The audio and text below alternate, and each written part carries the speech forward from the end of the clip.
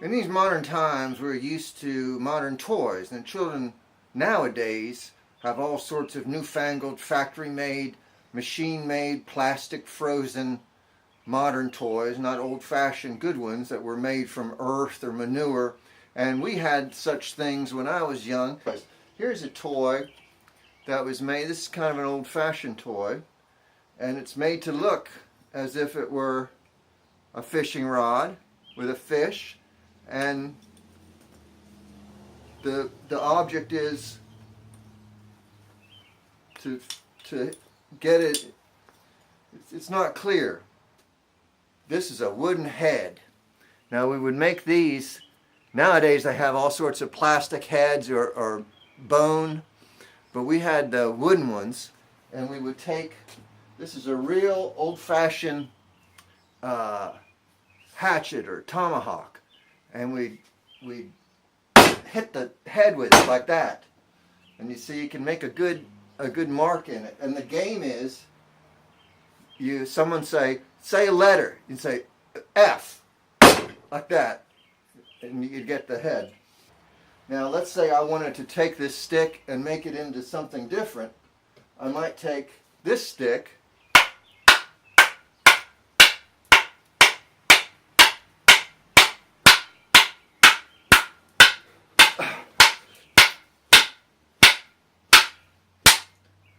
Okay, that's some good wood right there.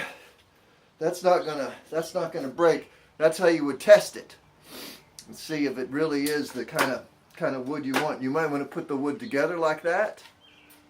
And then what was done with this? This would be put. You'd find sheep, and you'd stick their heads in it like this, and then you'd put this in their mouth, and the sheep would be there for a while.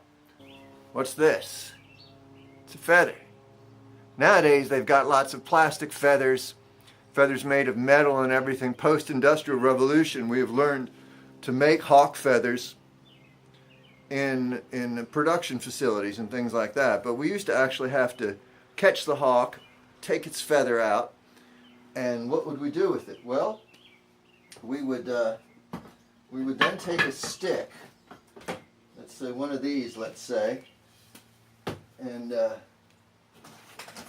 take a hatchet to the stick. I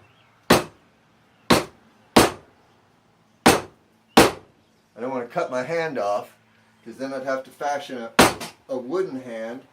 Now, men would come around, back when Lexington was called Stinktown, they'd have men come around, hand fashioners. Now my grinder is fallen.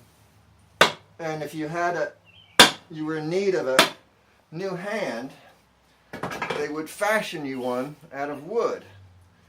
And they were called handers or hand fashioners or hand maker fashioners. Now this would go in.